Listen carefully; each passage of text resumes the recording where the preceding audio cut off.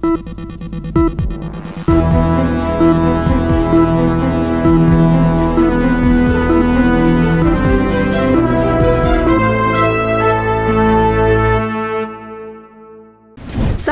की विरासत चढ़ गई राजनीति की भेंट। जेपी स्मारक पर सियासत की बिछी बिसात।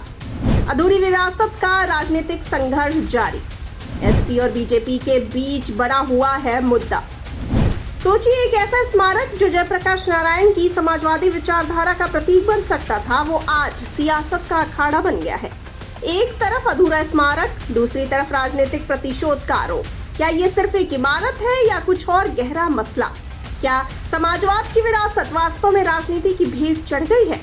आइए इस टकराव को समझने की कोशिश करते हैं, जहां सपा और भाजपा आमने सामने हैं और जनता के मन में सवालों की बाढ़ आ गई है। लखनऊ में पिछले 7 साल से अधूरा पड़ा जयप्रकाश नारायण अंतर्राष्ट्रीय कन्वेंशन सेंटर एक बार फिर राजनीति के केंद्र में है। यह मुद्दा समाजवादी और भारतीय जनता पार्टी के बीच एक और टकराव की वजह बना हुआ है। सपा प्रमुख अखिलेश यादव का आरोप है कि भाजपा सरकार इस परियोजना को जानबूझकर पूरा नहीं कर रही है, जबकि भाजपा इसे भ्रष्टाचार का प्रतीक बताकर सपा पर निशाना साध रही है। इस कन्वेंशन सेंटर का निर्माण सपा सरकार के दौरान 2013 में शुरू हुआ था। सपा का दावा है कि 2017 तक 80% काम पूरा हो चुका था, लेकिन भाजपा के सत्ता में आने के बाद इस परियोजना को रोक दिया गया। अखिलेश यादव का आरोप है कि भाजपा सरकार राजनीतिक प्रतिशोध के चलते इसे अधूरा छोड़ रही है। वहीं पार्टी प्रवक्ता राकेश त्रिपाठी ने कहा कि अखिलेश यादव सस्ते प्रचार के लिए इस परियोजना का इस्तेमाल कर रहे हैं। भाजपा का कहना है कि सपा ने इस परियोजना में भारी घोटाला किया था और यह जनता के पैसे की बर्बादी थी।